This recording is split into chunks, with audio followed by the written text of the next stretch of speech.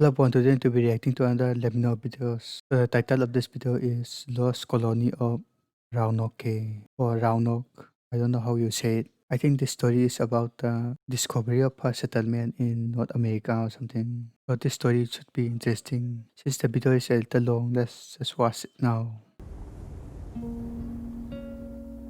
Is Near that the end is that England plague? of the 16th century, a man by the name of John White embarked on a transatlantic voyage.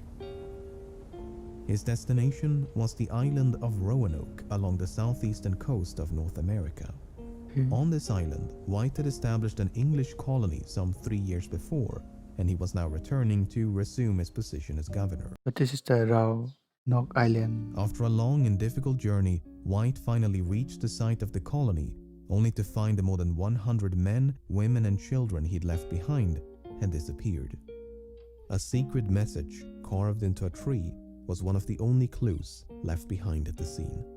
Before White had a chance to conduct a more extensive search, the ship returned to England, and in its wake, it left a mystery. What happened to the lost colony of Roanoke?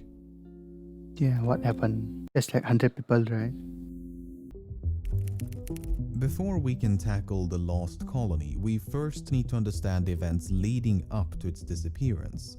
The story begins in 1584 when two ships sailed across the Atlantic to scout for a suitable location for the planting of the first permanent English colony in America. In mid-July, they made landfall on a string of barrier islands known as the Outer Banks. The English quickly developed friendly relations with the local Native Americans and were soon invited to their village on Roanoke Island. After about a month, the scouting expedition returned to their ships and sailed back to England.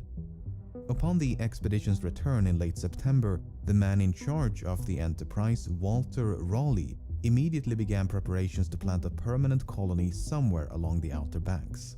Raleigh was soon thereafter knighted by Queen Elizabeth I, and the new land was to be named Virginia in honor of the Virgin Queen.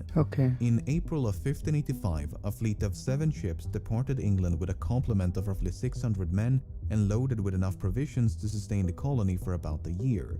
The fleet reached the Outer Banks at the end of June, but was soon faced with a crisis.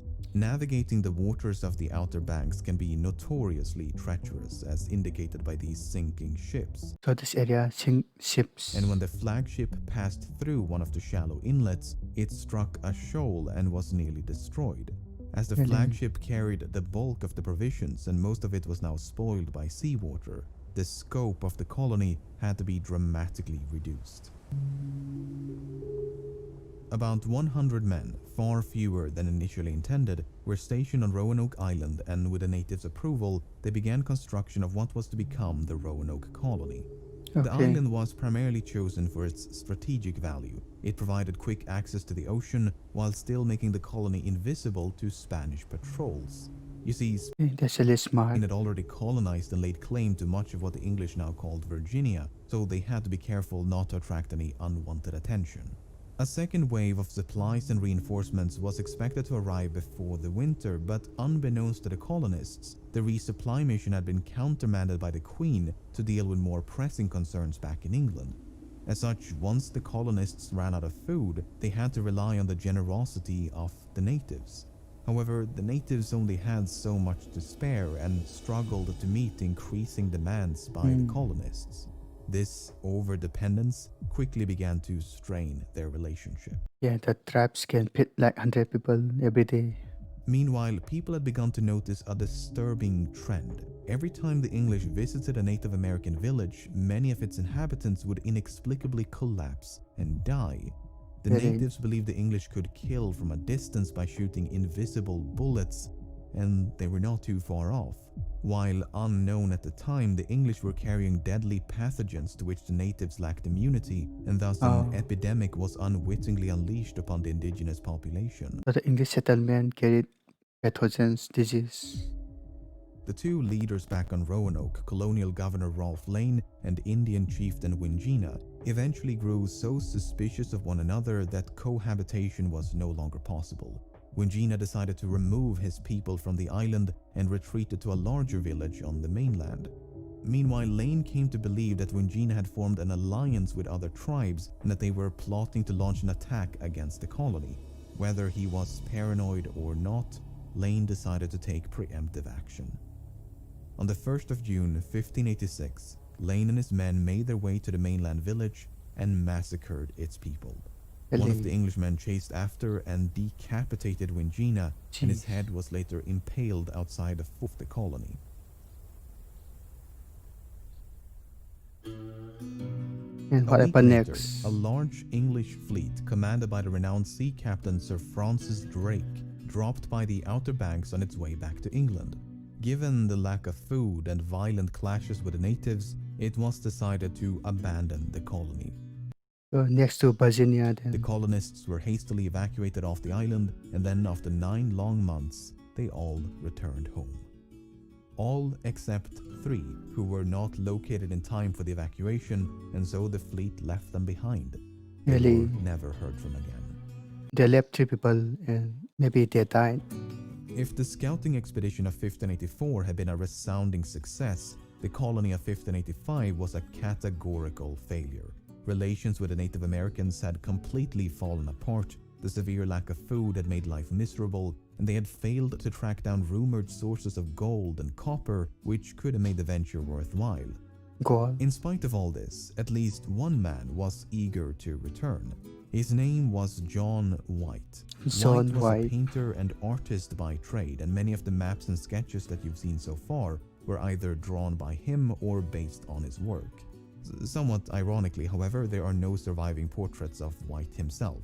White's participation in these earlier voyages is slightly ambiguous. He may have been part of the scouting expedition in 1584, but he was definitely part of the voyage in 85. What is a bit unclear is whether he stayed behind at the colony or returned to England with the outbound fleet. For instance, White's name is not included in a surviving list of all the colonists. But some historians believe this is merely an oversight and that he was in fact part of the colony. In either case, Sir Walter Raleigh was eventually persuaded by White and others to attempt a second venture. Unlike the first colony, which had been more a military outpost, the second would include women and children, including White's pregnant daughter, Eleanor Dare. After a long struggle to secure the necessary funding, a fleet of 3 ships commanded by White, who would also serve as the governor of the colony, departed England in late spring of 1587.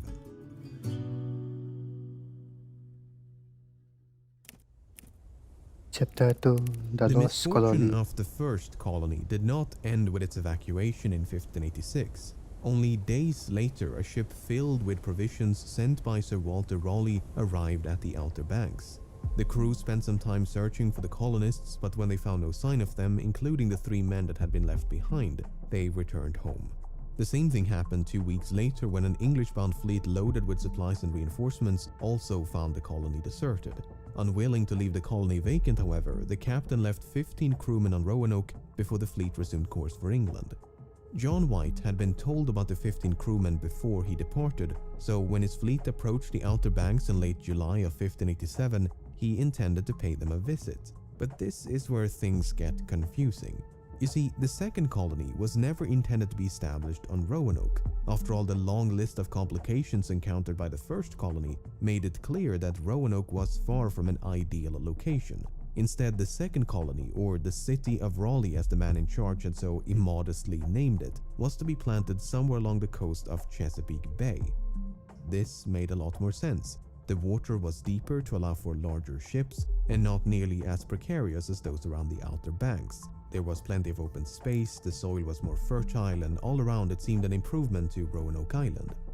But the fleet's Portuguese navigator, Simão Fernandes, had other plans. Fernandes had also been the navigator of the 2 previous expeditions and was a far more experienced sailor than White. So even though White was officially the captain, it seems much of the crew respected the authority of Fernandes. As such, when Fernandes decided to ignore the plan about Chesapeake Bay and instead simply dump the colonists on Roanoke, White did nothing to challenge his decision. The rest of the crew quickly fell in line, and soon enough everyone disembarked for Roanoke. Upon reaching the abandoned colony, there was no sign of the 15 crewmen they had come to assist. Instead, they found a pile of bones that appeared to be the remains of one of them. Really? White suspected the men had been attacked by vengeful Indians, and any doubts he might have had were soon to be erased. After only a few days on the island, a colonist by the name of George Howe was attacked by a group of natives who pelted him with 16 arrows before Gee. caving in his skull with a wooden club. A 16 arrows. brutal yet That's a unmistakable lot. message. The English were no longer welcome on Roanoke. So eventually, the tribe got angrier. Even so, the colonists were not without allies. You see, when the scouting expedition returned to England in 1584, two Native Americans named Wanchese and Manteo were brought along with them. Wanchese was from Roanoke, while Manteo was from a neighboring village on the island of Croatoan. When they were finally brought back to North America in 1585, they had developed vastly different opinions of the English people. As soon as they made landfall, Wanchese returned to Roanoke with nothing but resentment for these foreign invaders. Okay. Meanwhile, Manteo was fascinated by everything the English had to offer. He became their trusted guide and a mediator of sorts to smooth out relations upon first contact. Okay, that's very good. So, following the death of George Howe, White reached out to the Croatoans, and they confirmed what he'd initially suspected. A large group of Indian tribes had indeed attacked the 15 crewmen stationed on Roanoke. This coalition was spearheaded by none other than Wanchese. At least 2 of the crewmen had been killed in the attack, while the rest escaped in a small boat, never to be seen again. Jeez. Roanoke had become a much more dangerous place to live. Simão Fernandes remained anchored near the Outer Banks for about a month before he decided to return to England. In the meantime, the colonists had grown concerned about the long-term survival of the colony. If the colony were to be truly self-sufficient, they argued, they would require more people and more food. As such, they implored Governor White to return to England with Fernandes so that he could bring back supplies and restock the colony. White was initially hesitant to leave as he feared he'd be accused of desertion if he returned to England alone. Not to mention he would have to abandon his daughter, who had recently given birth to a daughter of her own, named Virginia, on this remote and precarious island. But in time, he was persuaded to go, and as the fleet departed in late August of 1587, he could not have known he would never see any of them again. Damn. And next, chapter 3, return to Roanoke. After a long and difficult voyage, John White returned to a country at war. By orders of the Queen, no ships were to leave England until the threat of a Spanish invasion had passed. This was bad news for White, and his best efforts notwithstanding, he remained trapped in England for 3 long years. It was 3 not until the years. spring of 1590, with the help of Sir Walter Raleigh, that White finally managed to book passage on a convoy bound for America. Upon reaching the Outer Banks in mid-August, plumes of smoke appeared to emanate from Roanoke Island. 2 boats were quickly dispatched, and the crew fired the ship's cannons to make their presence known. The men could see a great fire as they approached the island, but White never clarifies whether it was natural or lit by people. Once ashore, they made their way to the west end of the island and found a set of footprints. They appeared to be fresh, but there was no sign of those to whom they belonged. The search party then headed north and happened upon a tree where someone had carved the letters C-R-O. Upon CRO. reaching the entrance of the colony, they came across a second inscription. It was the word Croatoan engraved into a wooden post. Okay. The post was but one of many that now formed a defensive barrier around the colony. The colony itself was deserted, and clearly had been for some time, given the overgrowth of grass and weeds. The houses had been taken down and stripped of valuables. All they found were bars of iron, a few cannons, as well as 5 looted chests.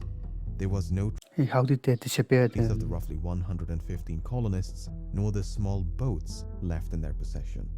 As far as anyone could tell, no one had lived here for quite some time. The story of the lost colony is often centered around the 2 engravings, and without the full context, it's easy to see how an author might imbue these inscriptions with intrigue and mystery. In truth, the carvings are some of the more well-understood elements of the entire story. At least, John White had no doubts about their meaning. White explains in his notes that before he left in 1587, he and the colonists had come to an agreement. If they decided to abandon the colony before the governor's return, they were to leave behind a secret token of their destination. Furthermore, if this abandonment was forced upon them, they were to include a cross to signify distress.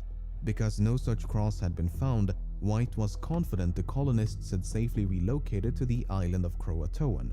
Thus, White swiftly returned to the ship and convinced the captain to set course for Croatoan. But while the crew prepared for departure, the anchor cable snapped, and without the spare anchor, the captain felt it was too dangerous to continue. In the end, White never made it to Croatoan, and it was the last time he ever ventured across the Atlantic. Okay.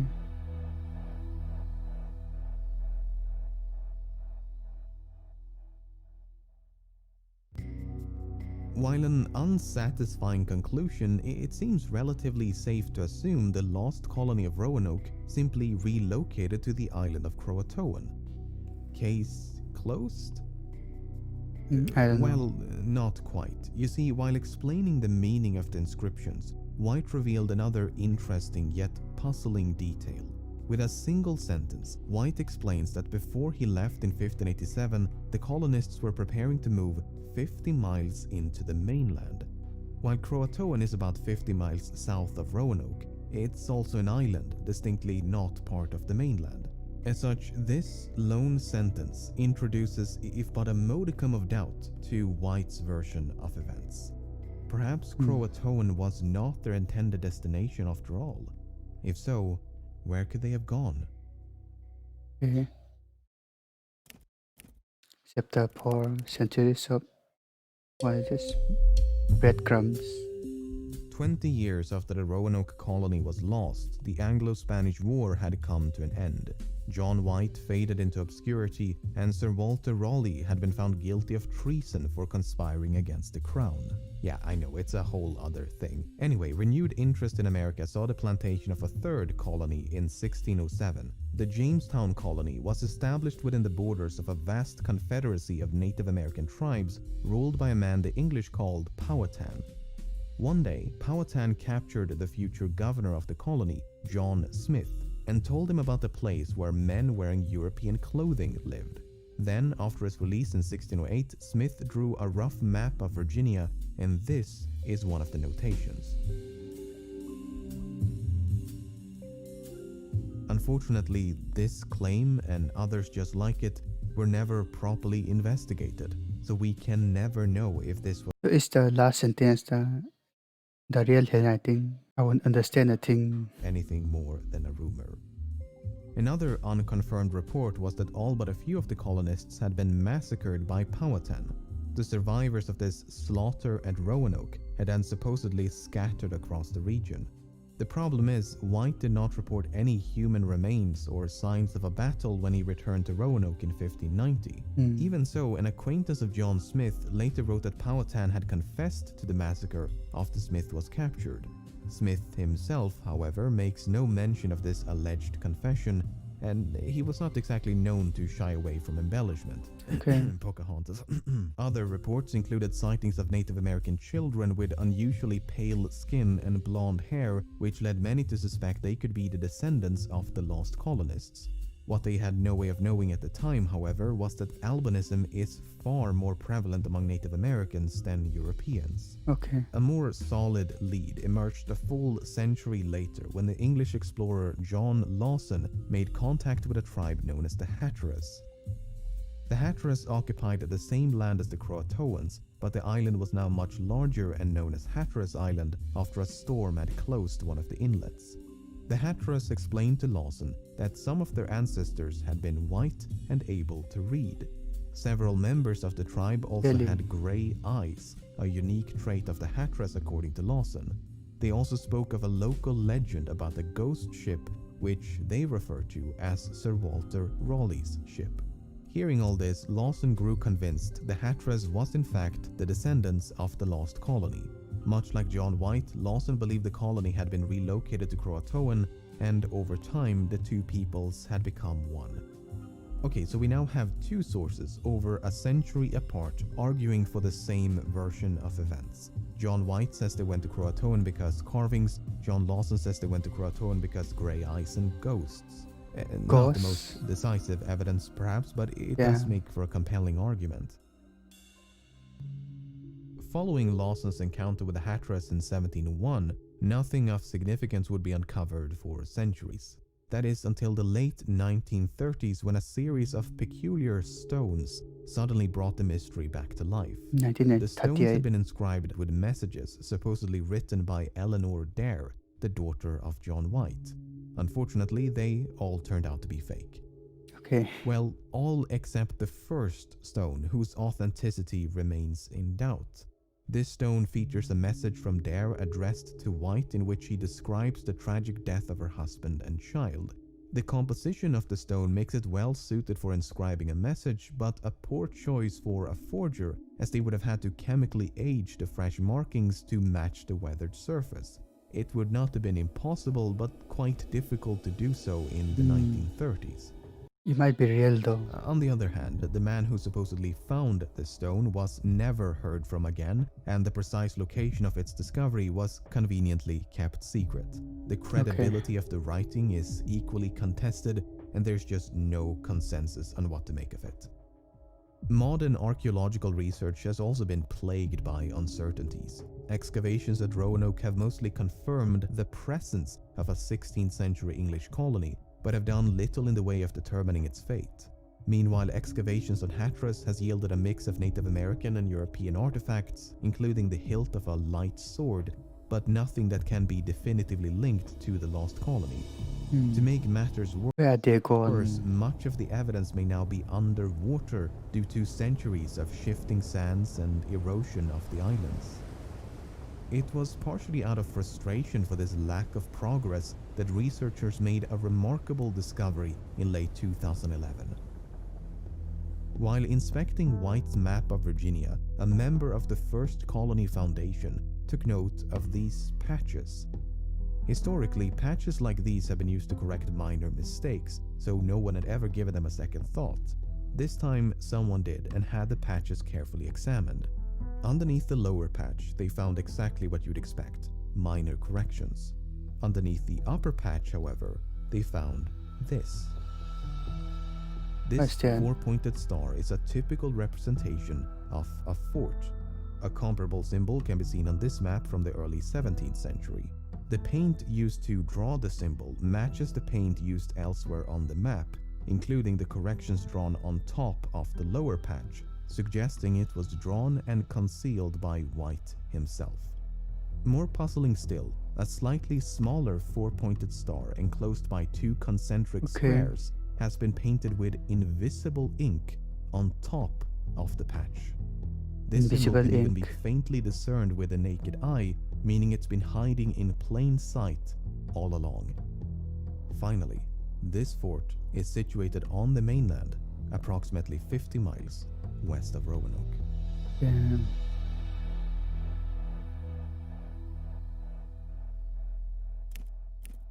Chapter 5 Byte X. The location of the concealed fort was quickly named Site X in reference to the expression X marks the spot. While the fort itself has yet to be found, presuming it was ever built, archaeological digs have uncovered a few items of interest. Fragments of pottery and bits of metal are indicative of an English presence, but much like the findings on Hatteras, an indisputable link to the lost colony has yet to be established. That being said, the research is still ongoing, and the smoking gun, whatever it may be, will perhaps have been found by the time you're watching this. Presuming this is the intended location for the city of Raleigh, one has to wonder, why was it concealed with a patch? Tempting as it may be to envision some elaborate conspiracy, there is a very simple explanation. Remember how in 1608 John Smith sent his rough map of Virginia back to England? Well, this is not the original map, but an illicit copy. A copy made in secret by the Spanish ambassador and covertly passed along to the King of Spain. So England had good reason to worry about sensitive information, such as the location of a fort, being intercepted by enemy spies. Another example is how the colony on Roanoke was concealed through omission. We still don't know the precise location or layout of the colony because it was never indicated on any of the surviving maps. While it continues to be a source of aggravation among historians and archaeologists, this secrecy did serve a purpose as it prevented Spain from ever finding the colony. In fact, Spain continued to search for the colony long after it was lost, so it's unlikely they had anything to do with its So Roanoke colony is a hiding spot disappearance. for the On Spain. the other hand, if the fort was never built, the patch may be precisely what it was always assumed to be, nothing more than a correction. Then again, the near invisible symbol drawn on top of the patch strongly imply concealment as opposed to a simple revision. After going through all the available evidence, this is what I'm thinking. So John White left Roanoke in 1587. When he failed to return, the colony was split into two groups. One decamped for Site X, while the other went to live with the friendly Croatoans to await the governor's return. The region is known to have suffered a severe drought just after White left, so the relocation may not only have been motivated by diminishing supplies and hostilities, but also by a lack of water and crop production. As years turned into decades, the colonists may have started families with, and thus become inseparable from, the indigenous people amongst whom they lived. Not only would this explain the disappearance, but also the Croatoan inscription, the 50 miles into the main, as well as the grey eyes of the Hattress. While I'm still leaning towards it being fake, I do find it interesting how the Dare stone was supposedly discovered just a few miles north of Site X.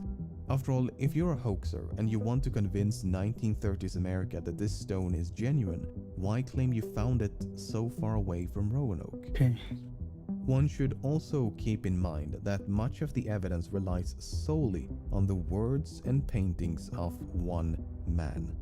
Parts of White's account could easily be a misinterpretation or exaggeration, so depending on what evidence you regard as credible, other solutions are equally plausible. For instance, some believe the colony went ahead with the original plan and relocated somewhere along the coast of Chesapeake Bay. Others believe they were all lost at sea after a failed attempt to return to England. But these solutions are about as helpful as saying the colony vanished into thin air. Without a more localized place of interest to search for corroborating evidence, that's very strange. There is virtually no hope of resolution. So, with all that being said, many questions remain. What happened to the 3 forsaken colonists and the 13 crewmen?